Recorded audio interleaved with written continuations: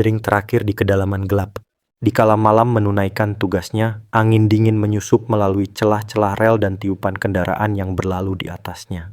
Di bawah jalan raya yang ramai di lingkungan Kelurahan Paledang, Kota Bogor, terletak sebuah lubang tua, terowongan kereta api Paledang. Terowongan sepanjang sekitar 10 meter ini menyimpan lebih dari sekadar kenangan logistik. Ia menyimpan jeritan malam, penampakan yang tak bisa dijabarkan dengan kata biasa, dan kisah seram yang terus bergema hingga malam ini. Dan malam ini, saat Anda membaca, bayangkan suara deru kereta yang semakin mendekat, lampu kabut di dalam terowongan, bayangan yang tak henti menatap. Siapkan napas Anda karena kisah yang akan saya ceritakan tidaklah ringan, namun sangat mungkin mengguncang setiap langkah Anda ke depan. Selamat datang di Puisiku Diary. Di tempat ini kata berubah menjadi kisah, dan setiap kisah menyimpan rahasia yang tak semua orang berani dengar. Tentang mereka yang tak terlihat namun selalu mengintai. Selamat mendengarkan alur ceritanya. Pernahkah Anda mendengar suara ransel terjatuh di tengah rel padahal tidak ada siapa-siapa? Atau melihat sosok tanpa kepala berjalan perlahan di kegelapan jalur kereta? Jika belum, maka bersiaplah untuk membuka salah satu bab paling kelam dalam sejarah Kota Bogor. Jalan Paledang, Kota Bogor, tepat di atas terowongan. Jalan ini selalu ramai kendaraan hilir mudik, lampu lalu lintas menyala, suara klakson ramai bergema. Namun di bawah semua itu hanya beberapa langkah ke bawah terowongan kereta itu berada. Sebuah rel tunggal zaman kolonial, jalan kereta api jurusan Bogor-Sukabumi. Terowongan ini dibangun pada masa kolonial Belanda sebagai bagian dari jalur rel yang menghubungkan Bogor ke daerah Pegunungan Priangan. Struktur fisiknya cukup sempit, panjang sekitar 10 meter, tinggi lebar sekitar 3 meteran cukup hanya untuk kereta yang lewat. Pada suatu sore yang mendung, cuaca mulai dingin. Langit terselimuti awan tipis, angin berdesir menyusup melalui celah-celah pohon di pinggir rel. Penduduk setempat mulai menutup jendela karena ada suara yang aneh di sekitar rel, seperti ransel berderak, langkah kaki yang terlambat, dan kadang sosok gelap yang berdiri diam di rel sebelum menghilang. Kejadian ini membuat beberapa warga berhenti melintasi terowongan sendirian di malam hari, karena mereka tahu terjadi banyak kecelakaan di sana. Namun yang membuat bulu kuduk berdiri, ada yang mengatakan bukan hanya kecelakaan biasa, tapi sesuatu yang tak bisa dijelaskan secara logika. Sejarah mencatat bahwa pada 12 Januari tahun 2000 terjadi sebuah tragedi yang kelam di terowongan Paledang. Kronologi singkatnya, kereta api jurusan Bogor-Sukabumi malam itu sangat penuh karena ramai pelajar yang hendak berkemah atau mengadakan outing ke wilayah Sukabumi. Karena gerbong penuh, sebagian dari mereka nekat menaiki bagian atap kereta. Petugas sudah memperingatkan bahwa jalur akan melewati terowongan sempit, namun peringatan itu diabaikan. Ketika kereta mendekati terowongan dengan kecepatan cukup tinggi untuk mengejar jadwal, tubuh-tubuh pelajar di atap tidak sempat menunduk atau melompat. Dalam hitungan detik, tragedi terjadi. 12 orang menabrak atap terowongan, jatuh ke rel, dan terlindas. Warga setempat yang menyaksikan dari tepi rel hanya bisa terdiam, tubuh-tubuh tergeletak penuh darah, kepingan anggota tubuh terpisah, jeritan dan tangisan bergema di malam kelam itu. Sejak malam itu, terowongan kecil itu tak lagi hanya jalur kereta, ia menjadi lambang nyawa yang hilang tanpa arti. Insiden ini menjadi titik balik banyak orang yang mulai menghindari jalur ini di malam hari. Banyak kisah mulai muncul, suara tangisan di tengah rel, sosok putih melayang, penampakan tanpa kepala, dan tentu saja aura takut yang menempel di dinding beton terowongan. Warga sekitar rel dan terowongan mulai berbicara. Berikut beberapa laporan yang sering muncul, penampakan tanpa kepala. Banyak orang yang lewat terowongan malam hari mengaku melihat sosok berjalan di rel, tapi bagian kepalanya tak ada, hanya bahu dan tubuh bagian atas. Konon ini adalah arwah korban yang jatuh terpisah kepalanya dalam kecelakaan itu. Suara ransel berderak dan tangisan beberapa warga melaporkan mendengar suara ransel yang terjatuh di tepi rel tepat saat kereta lewat, padahal tidak ada siapa-siapa. Ada pula suara tangisan lirih di lorong gelap terowongan, terutama saat malam sunyi. Jejak langkah dan bayangan di tengah rel. Seorang penjaga malam di dekat terowongan pernah menyaksikan bayangan berjalan di rel, kemudian menghilang ketika lampu kereta mendekat. Dia merasa bulu kuduknya meremang. Beberapa warga memang menghindari melintas sendirian setelah jam 10 malam. Selain itu, ada warga lanjut usia yang mengaku, sebelum tragedi tahun 2000 itu, sudah muncul beberapa keganjilan suara keras. Retakan kecil di terowongan, bau anyir seperti besi panas. Namun hal-hal ini tak dianggap serius hingga tragedi datang menjemput. Semakin malam, suasana di sekitar terowongan berubah. Lampu jalan tampak redup, Bayangan pohon bergoyang lebih cepat, udara terasa lebih dingin. Pengendara motor yang melintas mengaku sesekali melihat pantulan cahaya di dalam terowongan meski tidak ada kereta yang lewat. Kenapa di sini? Misteri asal-usul terowongan. Mengapa tempat ini terasa begitu berat energinya? Beberapa teori warga dan penelusuran sejarah memberi petunjuk. Terowongan ini dibangun pada masa kolonial Belanda. Pembangunan jalur Bogor-Sukabumi memang menggunakan tenaga kerja pribumi yang dalam kondisi sangat berat. Warga percaya bahwa beberapa korban pekerja kolonial belum mendapat penguburan yang layak sehingga arwah mereka tertinggal di lokasi pembangunan. Struktur terowongan yang sempit, lebarnya hanya muat kereta tanpa ruang tambahan untuk keamanan. Artinya siapa saja yang terlambat atau terlena bisa terjebak. Inilah yang menjadikan tragedi tahun 2000 begitu cepat dan menyedihkan. Setelah tragedi tahun 2000, meski sempat direnovasi, banyak warga merasakan bahwa energi di sekitar masih tetap berat seolah ingatan kolektif masyarakat menolak untuk melupakan. Dari semua ini, terowongan Paledang bukan hanya soal satu kecelakaan, ia adalah simpul sejarah, pengorbanan, dan tragedi yang terpendam. Dan ketika kita melewati rel atau terowongan kereta yang tua, mungkin kita sulit membayangkan betapa banyak nyawa yang pernah melintasi atau tertinggal di sana. Saksi warga, kisah nyata yang menggetarkan. Berikut beberapa kisah yang diceritakan oleh warga sekitar terowongan. Kisah satu Pak Slamet, si penjaga rel. Pak Slamet, nama samaran, tinggal di rumah kecil persis di sisi RL, tak jauh dari pintu keluar terowongan. Suatu malam ia sedang berjaga ketika lampu rel kereta tak menyala. Kereta lewat dengan suara gemuruh yang tak seperti biasanya. Setelah kereta lewat, ia mendengar ransel jatuh di rel. Ia keluar memeriksa, namun rel kosong, tidak ada penumpang, tak ada ransel.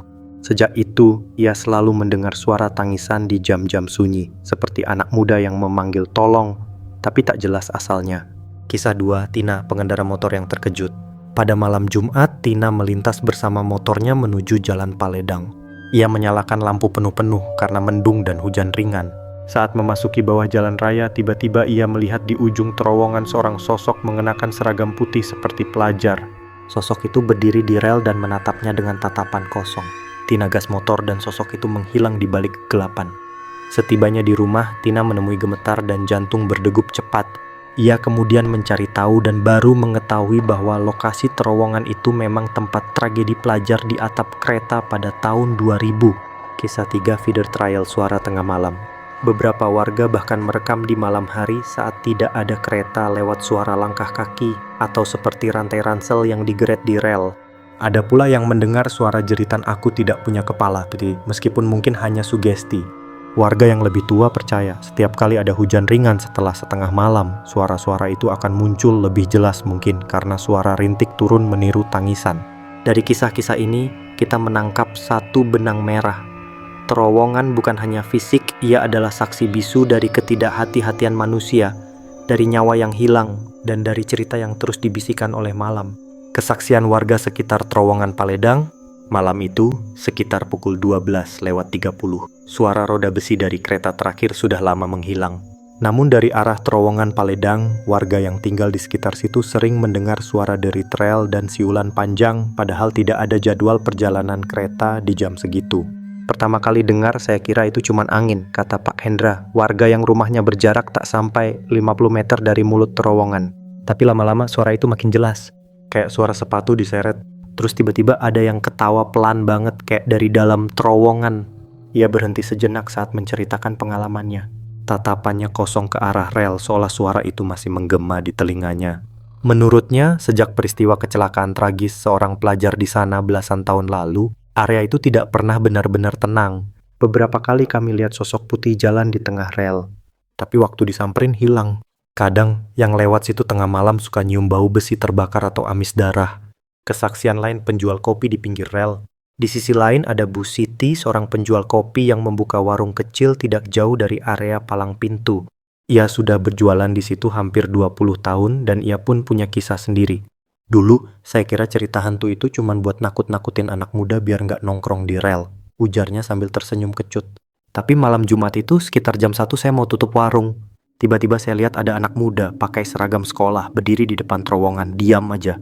Pas saya panggil, dia cuma nengok tapi mukanya nggak ada wajahnya. Bu Siti mengaku langsung lari ke rumah tanpa sempat menutup pintu warung. Besok paginya warga lain menemukan gelas kopi dan kursi terjatuh di depan warungnya seolah ada seseorang yang baru saja duduk di situ. Kisah dari pengendara ojek online? Bahkan pengendara ojek online yang sering melintas pun punya kisah tersendiri. Reza, salah satu pengemudi ojek online malam, mengaku pernah mengalami kejadian yang membuatnya trauma melintas di sana. Saya waktu itu lewat jam 2 pagi habis ngantar penumpang. Di depan terowongan Paledang ada cewek berdiri di pinggir rel, mukanya pucat banget pakai rok putih. Saya pikir dia butuh tumpangan, pas saya dekati. Hilang. Tapi di kaca spion saya lihat dia duduk di boncengan, nunduk. Reza mengaku langsung baca doa keras-keras sambil tancap gas menuju jalan utama. Tapi anehnya, motor terasa berat, seperti ada orang di belakang. Baru setelah melewati lampu merah, motor terasa ringan lagi dan suara langkah sepatu menyusul di belakangnya dari arah rel yang gelap. Gangguan suara dari dalam terowongan. Beberapa warga muda yang tinggal di sekitar Paledang juga bercerita sering mendengar suara orang memanggil nama mereka saat lewat malam hari. Kadang terdengar seperti suara teman, tapi setelah dicek tidak ada siapa-siapa. Satu dari mereka, Rian, mengatakan ia pernah merekam video pendek untuk konten TikTok di sana. Tapi setelah diputar ulang, terdengar suara tangisan pelan dan jeritan tolong di latar belakang. Padahal waktu itu cuma kita bertiga dan gak ada orang lain, ujarnya. Yang paling aneh, di video itu muncul bayangan kepala yang tergantung di langit-langit terowongan, padahal nggak ada apa-apa waktu direkam. Sejak kejadian itu, Rian menghapus videonya dan bersumpah tidak akan lagi membuat konten di tempat itu. Kesimpulan dari warga, dari sekian banyak cerita warga, satu hal yang sama selalu mereka ucapkan. Terowongan Paledang bukan tempat kosong. Mereka percaya arwah korban kecelakaan di masa lalu masih gentayangan, tidak tenang karena kematiannya yang tragis. Beberapa bahkan melakukan ritual doa dan pembacaan surat Yasin setiap malam Jumat Kliwon untuk menenangkan suasana. Namun, tetap saja, setiap kali hujan turun atau kabut turun dari arah gunung, suasana sekitar terowongan itu berubah mencekam. Lampu jalan sering redup, suara rel seperti bergema lebih keras dari biasanya, dan angin dari dalam terowongan membawa aroma aneh bau besi berkarat bercampur darah lama. Sampai hari ini, warga sekitar masih sering mendengar langkah kaki tanpa kepala di tengah malam. Dan setiap kali suara peluit panjang terdengar dari dalam terowongan, semua orang tahu arwah itu sedang lewat, mengungkap alur misteri. Bagaimana arwah muncul?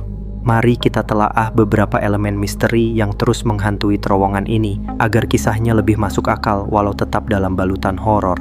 Terowongan sepanjang 10 meter, lebar 3 meter, tinggi hanya pas dengan kereta yang lewat. Tidak ada ruang untuk siapapun yang duduk di atap kereta. Saat kereta melaju, benturan hampir pasti bagi mereka yang menaiki atap. Kondisi itu membuat sebagian tubuh korban terjatuh atau terlempar, dan kisah tanpa kepala pun muncul karena ada korban yang kepalanya terpisah dari badan. Warga pun mulai melihat sosok tanpa kepala sebagai jejak visual tragedi. Setelah tragedi, lingkungan tersebut sering menjadi tempat pengamatan. Suara tak biasa, bayangan, angin dingin yang tak wajar. Ada teori bahwa tempat di mana kematian massal atau mutilasi terjadi sering menjadi pusat energi yang tersisa. Warga melaporkan malam sunyi, suara tangisan muncul seolah ada yang belum menemukan kedamaian. Dalam perspektif para psikologi populer, kejadian traumatis kolektif bisa meninggalkan jejak mental energetik yang mudah terpicu, misalnya lewat suara derap langkah, bau logam panas, atau penampakan samar. Setiap malam, kereta masih melintas terowongan itu. Getaran rel, suara roda kereta, lampu sorot, semua itu memicu memori lingkungan. Warga yang berjalan kaki atau bermotor lewat pada tengah malam sering merasa disambut oleh reaksi lingkungan, suara tambahan, malam yang terasa berbeda, hawa dingin tiba-tiba. Ada pula unsur sugesti kolektif, ketika satu orang melihat sesuatu atau mendengar cerita tersebar, lalu orang lain menjadi siap untuk mengalami sendiri sehingga detil seperti sosok tanpa kepala menjadi semakin populer. Tetapi apakah hanya sekadar sugesti? Warga masih yakin bahwa ada sesuatu. Kisah ini bukan sekadar hiburan. Ada beberapa refleksi yang bisa kita tarik. Tragedi nyata seperti yang terjadi di terowongan Paledang mengingatkan kita bahwa keselamatan transportasi bukan hal yang bisa dianggap remeh. Naik ke atap kereta adalah tindakan ekstrem yang memiliki konsekuensi fatal. Bangunan-bangunan tua, terutama dari masa kolonial, sering menyimpan sejarah manusia yang tertinggal nyawa, jerit, pengorbanan, dan kadang kita melewatinya tanpa tahu. Horor tidak selalu datang dari makhluk gaib, sering ia muncul dari lipatan waktu, di mana kematian tak tertangani meninggalkan bekas. dan lingkungan menjadi saksi. Jika kalian suka dengan video seperti ini, jangan lupa like, comment, share, dan subscribe untuk update video-video terbaru lainnya. Terima kasih.